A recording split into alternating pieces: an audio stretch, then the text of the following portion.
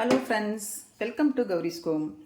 இன்றைக்கி நாம் இந்த சமையல் வீடியோவில் என்ன பார்க்க போகிறோம்னா, பச்சைப்பயிறு எப்படி செய்யறது அப்படிங்கிறது தான். நல்லா ருசியாக பச்சைப்பயிறு எப்படி செய்யறது அப்படிங்கிறத பார்க்க போகிறோம். இப்போ நான் ஒரு 150 கிராம் பச்சைப்பயிறு எடுத்து வடசட்டி வச்சு எண்ணெய் ஊற்றாமல் அப்படி கொஞ்சம் லைட்டாக அந்த மணம் வர வரைக்கும் வறுத்துக்கணும். அடி பிடிச்சிடக்கூடாது. ஸ்டவ்வை சிம்மில் வச்சுக்கோங்க, வறுத்துக்கணும். நீங்கள் இந்த பச்சைப்பயிரை ஊற வச்சும் ஒரு 5 மணி நேரம் 6 மணி நேரமோ இல்லை நைட் ஊற வச்சு காலையில் எப்படி வறுக்காமல் கூட இந்த மாதிரி கூட நீங்கள் வேக வைக்கலாம். பாத்திரத்துலையோ இல்லை குக்கர்லேயோ வைக்கலாம். நான் ஊற வைக்கல, அப்படியே எடுத்து ராவை எடுத்து அப்படியே போட்டு வறுத்துட்ருக்கிறேன். வறுத்ததுக்கப்புறம் என்ன பண்ணுறதுன்னு பார்ப்போம். இப்போ பச்சைப்பயிறு வறுத்தாச்சு, கலர் மாறி இருக்குது பாருங்கள். இப்போ நீங்கள் அதே குக்கரில் வேக வைக்கணுனாலும் வேக வச்சுக்கலாம், இல்லை பாத்திரத்துலேயே வேக வைக்கணும்னு வைக்கலாம். நான் இப்போ குக்கரில் மாற்றிக்கிறேன். சுத்தமான பச்சைப்பயிராக இருந்தால் நீங்கள் அப்படியே போட்டு தண்ணி ஊற்றிக்கலாம். இல்லை கொஞ்சம் சுத்தம் பண்ணணும் அப்படின்னா எடுத்து கழுவி கழிஞ்சுக்கோங்க, கல் இல்லாமல். இப்போ நான் குக்கரில் தண்ணி ஊற்றிருக்கிறேன். நமக்கு எவ்வளோ தேவையோ, கொஞ்சம் ரசத்துக்கு வேணால் கொஞ்சம் அதிகமாக ஊற்றிக்கோங்க. நான் கொஞ்சம் அதிகமாக ஊற்றிருக்கிறேன். அந்த பருப்பு முங்குற அளவுக்கு கொஞ்சம் அதிகமாக ஊற்றிருக்கிறேன், போதும். இப்போ நீங்கள் வரமிளகா போடுற மாதிரி இருந்தால் குக்கரில் வேகும் போதோ அல்லது பாத்திரத்தை வச்சுருந்தாலும் அது கூடயே நீங்கள் போட்டுக்கலாம். கிள்ளி போட்டுக்கலாம், இல்லை கிள்ளாமலும் போட்டுக்கலாம். போட்டுட்டு கொஞ்சம் மஞ்சத்தூள் போட்டுக்கோங்க, கொஞ்சம் விளக்கெண்ணெய். பருப்புக்கு விளக்கெண்ணெய் தான் ஊற்றுவாங்க. நீங்கள் சப்போஸ் விளக்கெண்ணெய் இல்லைன்னா கல்லெண்ணெய் ஊற்றிக்கலாம். விளக்கெண்ணெய் உடம்புக்கு குளிர்ச்சி. இப்போ இவ்வளோ தான் பருப்பை வேக வைக்கிறதுக்கு. இது மட்டும் போட்டால் போதும். இப்போ இது மூடி வச்சிடலாம். ஒரு 5 விசில் விட்டு பார்ப்போம்.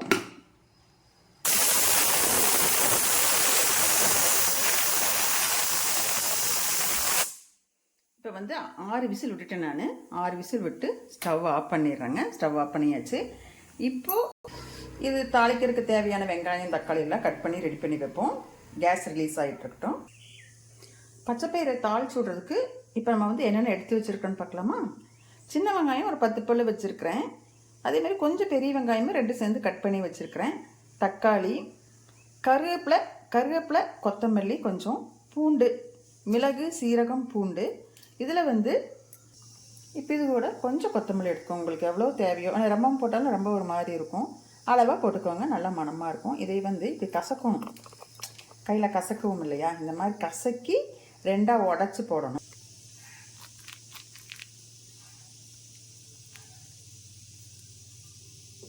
இந்த மாதிரி உடச்சி போட்டுக்கணும். இந்த மாதிரி உடச்சி போட்டுக்கலாம். அப்புறம் நீங்கள் பச்சை மிளகா போடுற மாதிரி இருந்தால் இந்த நேரத்தில் கட் பண்ணி வச்சுக்கலாம். ஏன்னா வரமிளகாங்கிறனால நம்ம ஏற்கனவே பருப்பில் போட்டு வேக வச்சோம். பச்சை மிளகாய் இருந்தால் இந்த டைமில் கட் பண்ணி இதை கூட போட்டுக்கலாம். எடுத்து வச்சுருக்கிற பூண்டை இப்படி நச்சுக்கலாம். இப்படி நச்சுக்கலாம்.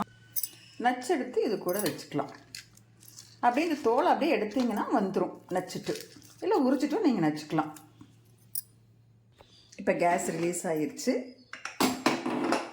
பருப்பை நம்ம தாளிச்சிடுவோம். ரசத்துக்கு வேணால் தனியாக இருத்து நீங்கள் வச்சுக்கோங்க. வரமிளகா கூட போட்டிருக்கும்போது பாருங்கள், வரமிளகா அப்படியே வெந்து பாருங்கள், அப்படியும் கசிஞ்சிரும். சூடாக இருக்குது, அப்படியே இதாயிரும். இப்போ பருப்புலேருந்து இருத்து தண்ணி நான் தனியாக எடுத்து வச்சுட்டேன். ரசத்துக்கு வேணாலும் யூஸ் பண்ணிக்கலாம், பருப்பில் வேணாலும் ஊற்றிக்கலாம். பாருங்கள், பருப்பு தண்ணி வடிச்சிட்டு சுத்தமாக இப்படி வச்சுருக்கிறேன். இப்போ இந்த தக்காளி வெங்காயம் எல்லாம் வதக்கி இதில் போடணும். பாருங்கள், இப்போ நம்ம எடுத்து வச்ச பொருள் எல்லாமே இருக்குது. வெங்காயம், தக்காளி, பூண்டு, மல்லி, மிளகு, கருவேப்பிலை, கொத்தமல்லி எல்லாமே ஒன்றா தான் இப்போ போட போகிறோம். இப்போ எண்ணெய் காஞ்சிருச்சு. எண்ணெய் காஞ்சாச்சு, எல்லாத்தையும் ஒன்றாவே போட்டுக்கலாம்.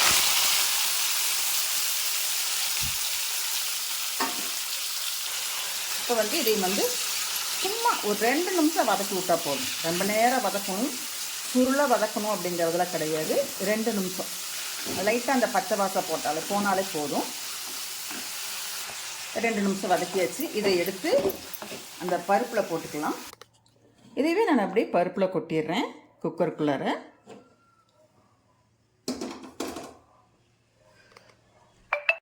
இப்போ குக்கருக்குள்ளார போட்டாச்சு. போட்டு இந்த தண்ணி உங்களுக்கு ரசத்துக்கு வேணால் ரசத்துக்கு வச்சுக்கோங்களேன், இதிலே ஊற்றிக்கலாம். நான் கொஞ்சம் ரசத்துக்கு வச்சுட்டு மீதி தண்ணி இதிலே ஊற்றிடுறேன். இப்போ தண்ணி ஊற்றி வதக்குனதெல்லாம் உள்ளே போட்டு நமக்கு எவ்வளோ தண்ணி வேணுமோ அந்த அளவுக்கு தண்ணி ஊற்றிக்கலாம். இப்போ குக்கரை மூடி வச்சு ஒரு 2 விசில் விட்டு எடுக்கலாம். இப்போ குக்கர் மூடி வச்சாச்சு. 2 விசில் வந்தோடனே ஸ்டவ் ஆஃப் பண்ணிடலாம். 2 விசில் வந்தாச்சு, ஸ்டவ் ஆஃப் பண்ணியாச்சு. ஒரு விசில் ரிலீஸ் ஆனதுக்கப்புறம் பார்ப்போம். இப்போ கேஸ் ரிலீஸ் ஆகிடுச்சு பாருங்கள். எல்லாம் வெங்காயம் தக்காளி எல்லாம் நல்லா வெந்து நிற்கிது. தண்ணியை இருத்துட்டு இப்போ நம்ம மத்து வச்சு கடைய வேண்டியது தான். தண்ணி இருத்தாச்சு, உப்பு போட்டு கடைவோம். இப்போ நல்லா மத்து வச்சு நல்லா கடைஞ்சாச்சு பாருங்கள். இப்போ இது கூட உங்களுக்கு தேவையான அளவு எடுத்து வச்சுருக்க தண்ணியை கலந்துக்கோங்க. கலந்துட்டு தாளிச்சு விட்டுக்கலாம். இப்போ தாளிக்கிறதுக்கு கடுகு உளுந்தம் பருப்பு கடலை போட்டுக்கலாம். வெங்காயம் போட்டுக்கிறேன். அதுபடியே கருவேப்பிலை கொத்தமல்லி எல்லாம் போட்டுக்கிறேன். கடைசியாக கொஞ்சம் பெருங்காயத்தூள் போட்டுக்கிறேன்.